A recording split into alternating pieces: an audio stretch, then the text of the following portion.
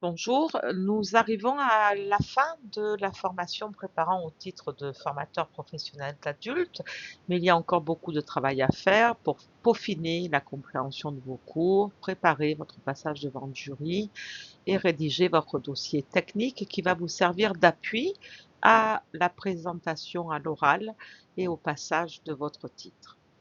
Je suis là pour vous expliquer comment va se dérouler votre épreuve et quels sont les attendus tant de l'oral que de l'écrit. Les modalités d'évaluation des compétences et l'organisation de l'épreuve sont maintenant présentées, sachant que votre première épreuve va être une analyse de pratique. Au début donc de cette épreuve, vous allez tirer au sort un sujet parmi 6 possibilités. Ce tirage au sort aura lieu devant le jury. Pendant 45 minutes, en dehors de la présence du jury, vous allez réaliser une analyse de pratique professionnelle sur une situation vécue correspondant à un sujet tiré au sort. Puis pendant 10 minutes, vous présenterez à l'oral votre analyse de pratique sur le sujet tiré au sort. J'aurais tendance à vous conseiller, vu que je vais vous exposer les 6 sujets, à préparer en amont une analyse de pratique avec un petit PowerPoint de présentation. Comme ça, vous serez prêt et exercé au tirage au sort et à la préparation et à la présentation de cette épreuve.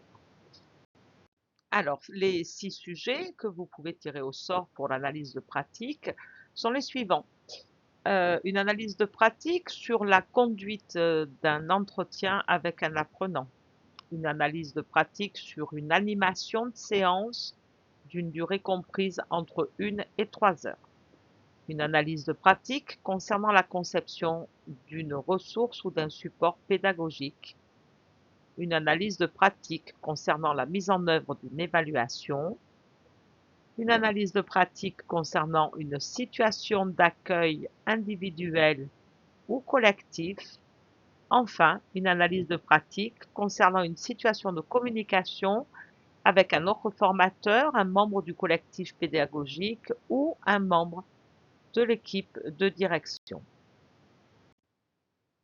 Après l'analyse de pratique, vous allez devoir passer un entretien technique dans lequel on va évaluer les compétences sur votre accueil d'un apprenant en formation et votre façon de co-construire son parcours et vos modes de tutorat d'apprenants à distance. Surtout, n'hésitez pas à reconsulter le cours Accueillir un apprenant en formation et co-construire son parcours. Sachez aussi que les compétences évaluées dans cet entretien technique vont se retrouver, bien évidemment, très certainement dans votre chapitre 3. Si je dois reprendre, votre première étape d'examen, c'est une analyse de pratique avec une production que vous faites pendant 45 minutes et que vous présentez pendant 10 minutes au jury. Ensuite, un questionnement que je viens de vous présenter par rapport à l'accueil des apprenants et au tutorat. Et ensuite, vous aurez des questionnements à partir de production. Qu'est-ce qu'on appelle production? Eh bien, il s'agit de votre dossier technique, justement, sur lequel nous allons commencer à travailler. Les compétences évaluées lors de ce questionnement à partir de production seront les suivants. L'élaboration de la progression pédagogique d'une formation multimodale à partir d'une demande. La multimodalité, on est d'accord que c'est autant du présentiel que du distanciel, mais de la multimodalité, des modalités pédagogiques. Donc, on va travailler avec du PowerPoint, de la capsule pédagogique, de l'exercice, etc. Concevoir un scénario pédagogique et d'accompagnement en intégrant la multimodalité.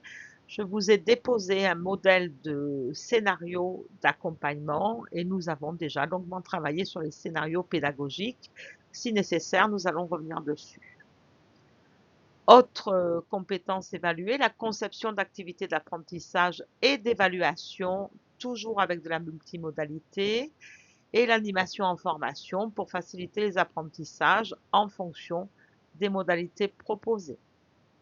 Enfin, vous allez être évalué sur l'évaluation des acquis de formation de vos apprenants votre façon de remédier aux difficultés d'apprentissage individuelles, votre façon d'accompagner les apprenants dans leur parcours de formation, votre façon d'accompagner le développement professionnel de vos apprenants, et puis enfin, dans la dernière partie de votre passage de titre, le respect et votre façon de faire respecter la réglementation en vigueur en formation et dans votre spécialité, et votre façon de réaliser une veille pour maintenir votre expertise de formateur professionnel dans votre spécialité. Je viens de vous présenter les 4 grands chapitres de votre dossier technique. Quand nous parlons de questionnement à partir de production, on parle de questionnement à partir de votre dossier technique. Ce dossier va être organisé en 4 parties qui correspondent aux 4 activités types du titre professionnel FPA millésime 7. Ces parties sont regroupées dans votre dossier technique que vous allez devoir réaliser en respectant les normes suivantes. Le dossier doit être écrit en caractères sombres et en taille 11.5. Il va être constitué d'une page de titre sur laquelle vous allez noter le nom de votre titre, son millésime, l'année de passage, le code RNCP, votre identité, enfin votre prénom et votre nom. Un sommaire suivi d'une présentation et de vos motivations, et enfin les 4 chapitres que je vous détaille maintenant tranquillement, chapitre par chapitre, avec quelques exemples. Le dossier sera imprimé et relié en 3 exemplaires, un pour vous le jour de l'examen et 2 pour le jury. À l'issue de la séance, de la session, à la fin de votre formation, je garderai un exemplaire archivé dans votre dossier et vous repartirez avec 2 exemplaires de votre dossier technique. Même chose pour le dossier professionnel. Le chapitre 1 de votre dossier technique concerne l'activité type concevoir et préparer la formation. Vous allez durant 20 minutes présenter oralement votre chapitre 1 appuyé par un PowerPoint et durant 10 minutes à l'issue de la présentation orale, vous aurez un questionnement par le jury. Ce chapitre 1 vise à valider la compétence élaborer la progression pédagogique d'une formation multimodale à partir d'une demande. La présentation orale du chapitre 1 est appuyée donc par le PPT, mais votre écrit va détailler beaucoup plus de choses que le PowerPoint. Votre chapitre 1 va être composé de 8 à 12 pages hors annexe. Vous allez présenter votre analyse d'une demande de formation formelle ou informelle visant plusieurs objectifs de formation et qui nécessitent des modalités pédagogiques diverses. Votre analyse de la demande va être détaillée notamment de la façon suivante. Vous présentez premièrement le contexte de la demande, une présentation de la structure et une présentation de la demande de formation. Secondement, vous allez parler des éléments constitutifs de la demande en formation pour enfin présenter le public cible de la formation et arriver à parler des besoins identifiés, c'est-à-dire les besoins qui sont formalisés par le commanditaire et votre façon de les comprendre, ce qu'on attend de vous, ce qu'on souhaite évaluer à ce moment-là, c'est à l'issue de la formation, comment je vais évaluer les compétences nécessaires pour atteindre l'objectif général, quelles sont les ressources que j'utilise, les objectifs de formation que j'ai définis, le déroulé pédagogique et les scénarios alternatifs, ainsi que les scénarios d'accompagnement que j'ai eu besoin de créer. Lors de cette présentation, vous allez également présenter la progression pédagogique et le plan d'accompagnement que vous avez conçu à partir de votre analyse et en répondant à la demande. Vous précisez à ce moment-là de la présentation vos objectifs, les objectifs que vous avez définis, les étapes pédagogiques que vous avez décidé de mettre en place, les modalités et les durées d'accompagnement envisagées. Vous allez argumenter vos choix au regard de la demande et des moyens. Cette présentation orale, bien sûr, vise à valider votre compétence sur la conception du scénario pédagogique et l'accompagnement en intégrant de la multimodalité. Mais nous évaluons aussi votre façon de concevoir des activités d'apprentissage et d'évaluation en intégrant la multimodalité. Vous présentez un extrait du scénario pédagogique et du scénario d'accompagnement que vous avez conçu et qui est issu, si possible, de la progression pédagogique que vous avez décrite dans votre dossier. Le scénario va correspondre à un ou plusieurs objectifs pédagogiques cohérents, s'inscrivant dans une progression large et nécessitant plusieurs modalités pédagogiques. C'est-à-dire que vous allez nous expliquer en détail le choix d'un ou des objectifs pédagogiques que vous déclinez à partir des objectifs de formation. C'est ce que nous avons travaillé dans l'ingénierie de formation et dans l'ingénierie pédagogique. Rappelez-vous, dans l'ingénierie de formation, les objectifs de formation visent ce qui est applicable sur le terrain, alors que les objectifs pédagogiques visent l'acquisition de la compétence. Il sera important à ce moment-là de décrire la situation d'apprentissage, d'évaluation et d'accompagnement que vous avez prévue dans le scénario. Vous allez décrire vos contraintes, notamment les contraintes contractuelles, et vous allez argumenter vos choix de techniques pédagogiques et la manière dont vous prenez en compte l'hétérogénéité des publics. Rappelez-vous que quand vous travaillez sur des scénarios pédagogiques, une séquence vise une compétence. La séquence est composée de séances qui visent des savoirs, savoir-être et savoir-faire. Quand nous parlons de multimodalité en formation, nous parlons aussi d'outils tels que la capsule pédagogique.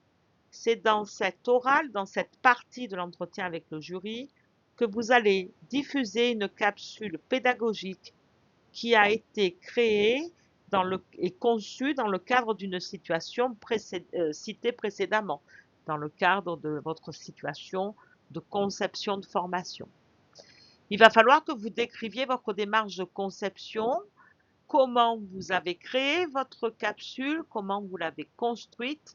Donc, vous allez nous présenter la création de cette capsule sur un storyboard dont je vous mets l'exemple sur le slide suivant. Et vous allez aussi nous parler du résultat final attendu pour cette capsule.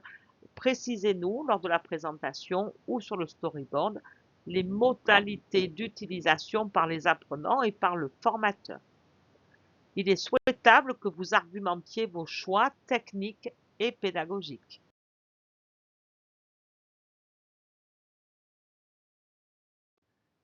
Dans le storyboard de votre capsule pédagogique, ce que l'on veut voir, c'est comment vous avez réfléchi sur cette capsule pédagogique, quel en est l'objectif.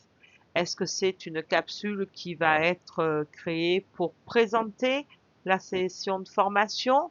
Est-ce que c'est une capsule qui est créée au contraire pour faire un résumé de la journée de formation ou alors pour préparer une évaluation, peu importe. Il est donc nécessaire de parler de son utilité et ensuite noter sa durée, bien évidemment, et ensuite détailler votre façon de faire et de construire scène par scène en notant, bien évidemment, le temps de la scène et l'objectif de la scène. Donc, dans l'exemple que je vous donne, scène 1, 12 secondes, je présente le thème de la formation et l'objectif sensibiliser aux besoins émotionnels des résidents de l'EHPAD. Scène 2, 1 minute 05 secondes, les 3 grands types de pathologies, etc. Ce sera à vous, à ce moment-là, de préparer votre argument et nous expliquer votre façon de faire. Vous argumentez vos choix techniques et pédagogiques, vous annexez au chapitre 1 du dossier technique votre scénario pédagogique et d'accompagnement, ainsi que le storyboard de la capsule pédagogique. Aucune autre annexe ne sera admise pour ce chapitre 1. À l'issue de la présentation du jury, vous aurez un questionnement sur le chapitre 1. Nous arrivons à la partie du chapitre 2 qui concerne l'activité animer une formation et évaluer les acquis des apprenants. Pour valider cette partie, vous devrez faire une présentation de 15 minutes, présentation orale, suivie de 10 minutes de questionnement par le jury. Bien évidemment, la présentation orale sera appuyée par un PowerPoint. Ce chapitre 2 devra contenir entre 5 et 8 pages et vise la validation de la compétence remédier aux difficultés individuelles d'apprentissage. Nous vous demandons de commencer par décrire une remédiation à une difficulté individuelle d'apprentissage rencontrée par un apprenant dont vous avez la charge. Il faudra présenter succinctement le contexte de la situation décrite et détailler par la suite les indicateurs observés chez l'apprenant qui ont déclenché la démarche de remédiation. Je vous rappelle qu'une démarche de remédiation est censée aider l'apprenant à surmonter ses freins à l'apprentissage, où le formateur est censé proposer à l'apprenant un remède contre sa difficulté. Je vous parlais il y a quelques secondes d'indicateurs. En effet, il va falloir mettre en évidence les causes identifiées des difficultés rencontrées par l'apprenant et la stratégie que vous avez mise en œuvre.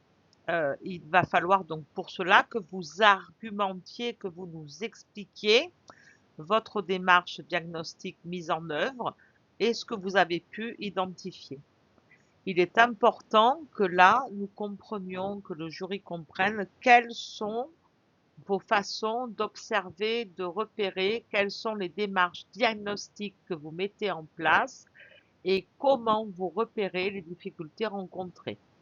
Bien sûr que la stratégie de remédiation est importante, mais ce qui est très important, c'est votre méthodologie lors du diagnostic ou en cours de formation pour repérer ces difficultés. Sur cette partie, dans ce chapitre 2, vous validez les compétences animer une formation et faciliter les apprentissages selon les différentes modalités et vous validez également l'évaluation des acquis de formation par les apprenants. Pensez à présenter une animation qui inclut des temps individuels et collectifs et qui comprennent au minimum 2 modalités pédagogiques différentes et 2 méthodes pédagogiques différentes. Si possible, l'animation que vous présentez dans le chapitre 2 doit être issue du scénario pédagogique que vous présentez dans le chapitre 1. Cela paraît logique et beaucoup plus fluide, mais vous n'êtes pas obligé. Si vous souhaitez le faire différemment, vous pouvez. En partant de votre déroulé, de la description de la mise en œuvre de votre animation et de la présentation des activités que vous avez réalisées, vous présentez aussi les outils que vous employez. Vous argumentez vos méthodes et vos techniques utilisées et surtout vous analysez les écarts éventuels par rapport au scénario initial. Je prévois un scénario d'animation qui est fractionné en 30 minutes pour la présentation, 5 minutes pour la présentation du formateur et des objectifs de formation, une demi-heure pour la première séance, 1 heure et demie pour la deuxième séance, et finalement rien ne se passe comme prévu. Quels sont les écarts? Qu'est-ce qui a fait que votre timing n'a pas été respecté? D'accord? Pourquoi on vous demande d'analyser ces écarts par rapport au scénario initial? Ben, pour savoir si vous êtes en mesure de rectifier pour la prochaine fois où vous allez animer la même formation. Il vous sera demandé aussi de décrire la mise en œuvre et la restitution de l'évaluation des acquis de vos apprenants en précisant notamment les contraintes et les obligations relatives à cette évaluation, quels sont les critères d'évaluation et les indicateurs de réussite, quelles sont les différentes étapes d'évaluation, les modalités, les outils que vous utilisez Et bien sûr, vous allez devoir argumenter, sinon ce ne serait pas simple. L'éternel problème de l'évaluation avec les critères d'évaluation et les indicateurs de réussite. N'oubliez pas d'argumenter aussi à ce moment-là qu'une fois que vous avez fait l'évaluation, qu'est-ce que vous en faites, à quoi elle sert. Ce que vous faites de cette évaluation, pardon, ça doit être formalisé quelque part. Pour ce chapitre 2, vous allez pouvoir mettre des annexes, insérer des annexes. Vous annexez donc le scénario de votre animation. Aucune autre annexe n'est admise dans ce chapitre du dossier technique. Et bien sûr, à l'issue de cette partie, le jury va vous questionner sur votre présentation et sur le chapitre 2 du dossier technique. Attention, le jury est toujours assez pointilleux sur l'histoire des évaluations. Dans la diapo à suivre, je vous mets un exemple de scénario d'évaluation. Je me suis trompée, c'est pas un scénario d'évaluation, désolé, c'est un scénario d'animation. Voilà, je vous présente là un scénario d'animation sur une demi-journée. Je vous laisse le regarder, l'agrandir et on en reparle si vous en avez besoin. Nous arrivons maintenant à la moitié de votre épreuve et nous abordons la conception du chapitre 3, accompagner les apprenants en formation.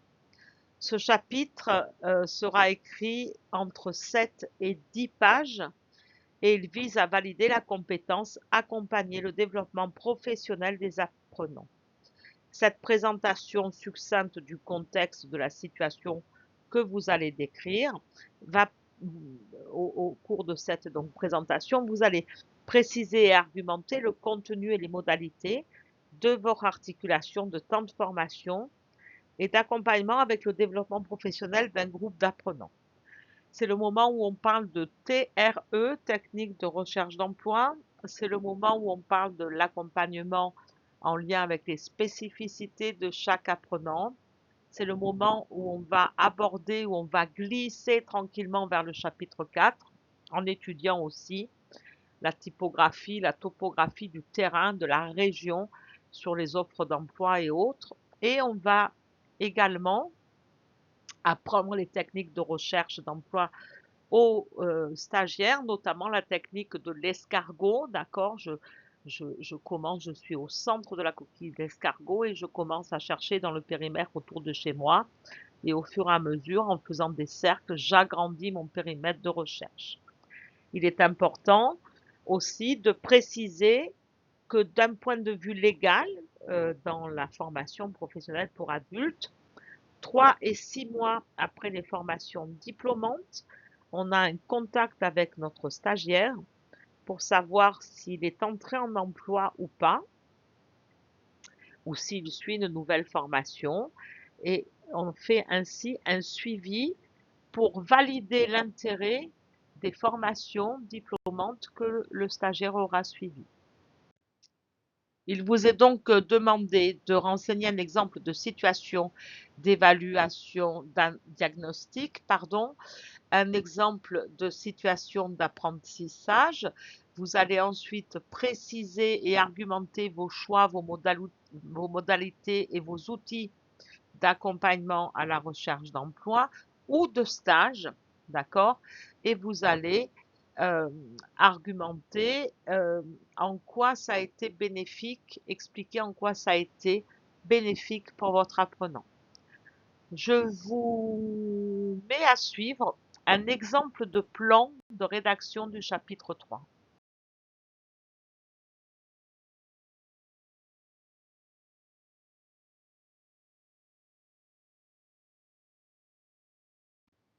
Alors j'espère que cet exemple de plan vous a aidé.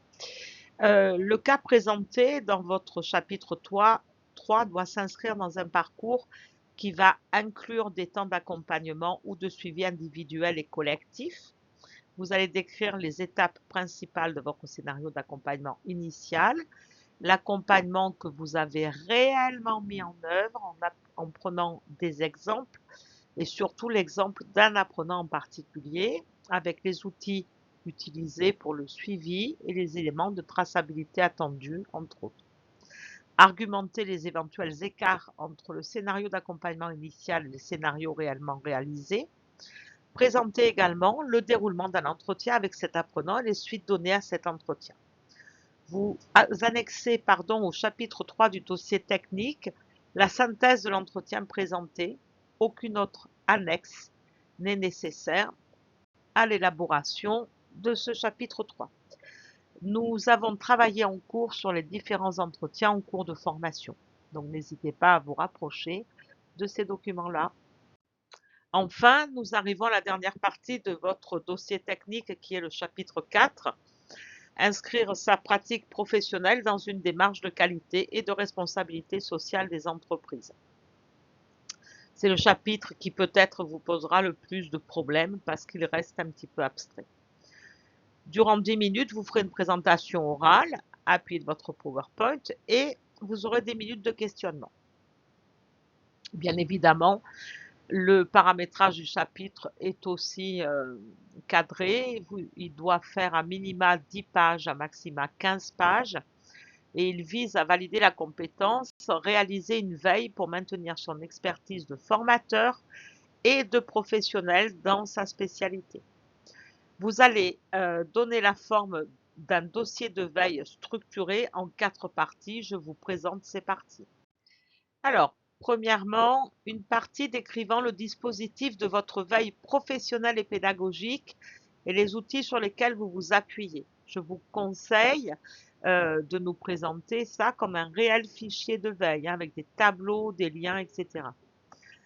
Deuxième point, une partie décrivant une cartographie locale que vous avez conçue, présentant les acteurs du secteur de l'insertion et de la formation et les acteurs de votre domaine de spécialité. Donc, nous souhaitons avoir 2 cartographies différentes, une locale sur les acteurs du secteur de l'insertion et de la formation, on fait le lien entre les deux, et une avec les acteurs de votre domaine de spécialité. Troisième point, une partie relative à un sujet que vous avez choisi et qui relève de votre spécialité. Vous allez réaliser également un état des lieux de votre sujet choisi en décrivant les évolutions de ce sujet. On parle d'évolution légale, réglementaire et technique. Je vous demande dans ce chapitre de préciser, dans ces parties, de préciser les acteurs de référence, les textes réglementaires et les événements associés au sujet, tels que des forums, des webinaires, des MOOC et tout le reste, vos sources d'information, leur qualité, etc. Vous devez décrire la manière dont vous prenez en compte ce travail de veille dans ces contenus en globalité, s'il vous plaît. Quatrième partie, c'est la partie relative à un sujet choisi et qui relève de la formation professionnelle. Nous vous demandons de réaliser un état des lieux sur le sujet choisi et d'en décrire les évolutions. Préciser les acteurs de référence, toujours pareil, les éventuels textes réglementaires, etc., comme pour la partie 3. Enfin, décrivez la manière dont vous prenez en compte ce travail de veille dans votre pratique professionnelle de formateur. Attention, aucune annexe n'est admise pour le dossier du chapitre 4 dans le dossier technique.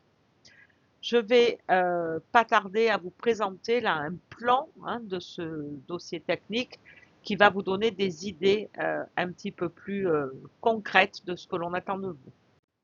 Cette présentation orale du chapitre 4 va vous servir à valider votre compétence, respecter et faire respecter la réglementation en vigueur, en formation et dans sa spécialité. Vous allez présenter les obligations contractuelles et réglementaires d'une formation que vous avez animée en détaillant les éléments de preuve que vous devez collecter et mettre à disposition dans le contexte d'un système de qualité et de conformité. Alors, à ce moment-là, on vient souvent me dire que nous n'avons pas suffisamment travaillé en détail sur le référentiel qualité Calliope. Or, je ne vais quand même pas lire à votre place le référentiel qualité Calliope. Ce que j'attends des apprenants, c'est que vous lisiez, que vous essayiez de comprendre le référentiel qualité et que vous me posiez des questions là-dessus. D'accord? Quoi qu'il en soit, quand on parle de formation et que je vous demande des documents ou que je vous dis qu'il faut générer certains documents, ça veut aussi dire que ce sont des documents en lien avec la réglementation et les obligations de la formation. Il est aussi nécessaire de présenter les spécificités réglementaires de votre domaine de spécialité ainsi que les enjeux liés à l'hygiène, à la santé et à la sécurité au travail et les enjeux de responsabilité sociale des entreprises. Enfin, décrivez la manière dont vous prenez en compte dans vos pratiques professionnelles et dont vous permettez aux apprenants de se les approprier. Et à l'issue de cette partie, bien sûr, le jury va vous questionner sur la présentation de votre chapitre. Je vais vous donner un exemple de plan de chapitre 4. Toutes les informations que vous venez de recevoir, vous pouvez les présenter dans l'ordre où vous voulez, bien évidemment. L'exemple de plan de chapitre 4 que je vais vous présenter commence par la RSE.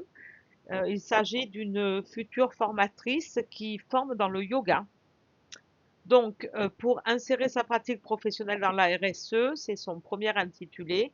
Elle va parler du cadre légal de la RSE et de ses modalités, pardon, du dispositif de veille professionnelle et pédagogique, ensuite des acteurs locaux de la formation au sein du Périgord noir puisqu'elle habite là-bas, la cartographie locale des acteurs de l'insertion et de la formation, et ensuite la cartographie locale des acteurs pour l'accompagnement des VAE. Elle parle ensuite de l'évolution de la VAE en faisant un état des lieux, en présentant les acteurs de référence et en faisant une veille sur le sujet. Alors, pourquoi elle a parlé de la VAE plus que de la formation? Parce qu'elle a fait son dossier l'année où France VAE s'est élargie à tout le territoire. Donc, il lui paraissait intéressant de faire une veille là-dessus. Je vous conseille, moi, plus de faire une veille sur de la formation professionnelle continue ou sur de l'apprentissage, mais une veille sur la VAE, mais courte. Hein, le jury préfère quand même des veilles sur la formation. Ensuite, pour la veille spécifique à son domaine, elle a fait un paragraphe sur l'évolution de la formation professionnelle dans le yoga, avec un état des lieux de la formation dans le yoga, dans sa région, les acteurs de référence et la veille sur le sujet. Donc nous parlons maintenant de la veille sur la spécificité de son domaine, où elle décide de faire une veille sur les formations sur le yoga, puisque c'est son domaine d'intervention. Elle nous a donc fait en partie 5 l'évolution de la formation professionnelle dans le yoga, en la détaillant avec trois sous-parties, un état des lieux de la formation professionnelle dans le secteur du yoga. Elle a travaillé après sur les acteurs de référence et pour finir, elle a fait une veille sur le sujet du yoga, vraiment à proprement parler, hors formation. Je viens de vous présenter les 4 chapitres de votre dossier technique, chapitre qui bien sûr va vous servir de fond de présentation à l'oral. La rédaction de celui-ci peut paraître fastidieuse. Attention, essayez d'éviter le piège de me faire un copier-coller du dossier professionnel dans le dossier technique. Le dossier technique, vous l'avez compris, va demander beaucoup plus de détails que le dossier professionnel, puisque c'est un dossier que vous allez présenter à l'oral sur vos connaissances, vos compétences et votre dynamique de réflexion. Ce qu'on a envie de voir en face de nous, c'est un formateur qui sait accompagner, qui sait individualiser en toute modestie, qui fait parfois des faux pas et qui les reconnaît, et qui surtout analyse ses pratiques pour justement ne pas reproduire les faux pas ou les petits déraillements d'accompagnement. Donc, comme quand on écrit un texte de VAE, bien évidemment, on doit vous voir travailler, essayer dans la mesure du possible, comme dans les dossiers professionnels, d'écrire au présent. Ça facilite la lecture et les temps de correction.